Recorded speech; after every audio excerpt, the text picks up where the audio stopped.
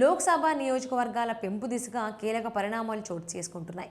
కేంద్ర ప్రభుత్వం ప్రత్యేక పార్లమెంట్ సమావేశాల్లో దీనికి సంబంధించిన బిల్లును ప్రవేశపెట్టేందుకు సిద్ధమవుతోంది. ఈ ప్రతిపాదన ప్రకారం దేశవ్యాప్తంగా లోక్సభతో పాటు అసెంబ్లీ సీట్లను సుమారు 50% వరకు పెంచే అవకాశం ఉంది. ఇదే సమయంలో మహిళలకు 33% రిజర్వేషన్లు అమలు చేయాలని కూడా కేంద్రం ప్రణాళికలు సిద్ధం చేస్తోంది. ఈ మార్పులను 2029 సాధారణ ఎన్నికల నాటికి అమల్లోకి తీసుకురావాలని కసరత్తు జరుగుతోంది. ఈ నేపథ్యంలో ఆంధ్రప్రదేశ్లో లోక్సభ నియోజకవర్గాల సంఖ్యలో గణనీయమైన మార్పులు చోటు చేసుకునే అవకాశం కనిపిస్తోంది. ప్రస్తుతం ఉన్న స్థానాలకు తోడు మరో 12 నుంచి 13 వరకు కొత్త లోక్సభ సీట్లు పెరగవచ్చని అంచనా వేస్తున్నారు. అయితే కొన్ని ప్రస్తుత నియోజకవర్గాలు రద్దు కావడం, మరికొన్ని పునర్విభజన ద్వారా కొత్త పేర్లతో రావడం కూడా జరిగే అవకాశం ఉంది. దీంతో రాష్ట్ర రాజకీయ పటంలో పెద్ద మార్పులు చోటు చేసుకునే సూచనలు కనిపిస్తున్నాయి.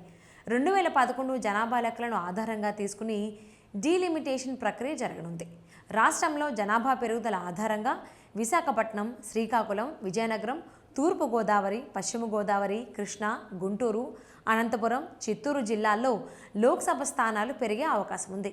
అలాగే 2019లో రద్దయిన తెనాలి లోక్సభ నియోజకవర్గం మళ్లీ పునరుద్ధరించే అవకాశాలు కనిపిస్తున్నాయి.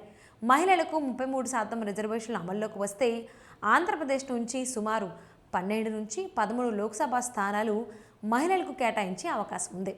ప్రస్తుతం రాష్ట్రం నుంచి కేవలం 3 మహిళలు మాత్రమే లోక్సభలో ప్రాతినిధ్యం వహిస్తున్నారు. కొత్త రిజర్వేషన్ల అమలైతే ఈ సంఖ్య గణనీయంగా పెరిగే అవకాశం ఉంది. రాష్ట్రంలో ఎస్సీ జనాభా సుమారు 84.69 లక్షలు ఉండగా ప్రస్తుతం 4 లోక్సభ నియోజకవర్గాలు ఎస్సీ రిజర్వ్గా ఉన్నాయి. గుంటూరు, గోదావరి, కృష్ణా జిల్లాల్లో ఎస్సీ రిజర్వ్ సీట్లు పెరిగే అవకాశం ఉందని తెలుస్తోంది.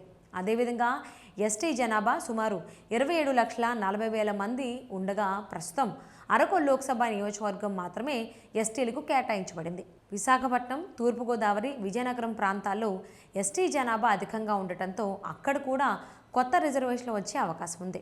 రాయలసీమ ప్రాంతంలో కూడా మార్పులు తప్పవని సంకేతాలున్నాయి. అనంతపురం, కడప, కర్నూలు జిల్లాల్లో కొన్ని లోక్సభ నియోజకవర్గాలు రద్దయి వాటి స్థానంలో కొత్త పేర్లతో సీట్లు ఏర్పడే అవకాశం ఉంది. మొత్తం మీద రాష్ట్రంలో లోక్సభ నియోజకవర్గాల ముఖచిత్రం పూర్తిగా మారే పరిస్థితి కనిపిస్తోంది. ఇవన్నీ కేంద్రం నియమించే డీలిమిటేషన్ కమిటీ నివేదిక ఆధారంగా తుది నిర్ణయాలు తీసుకోనుంది.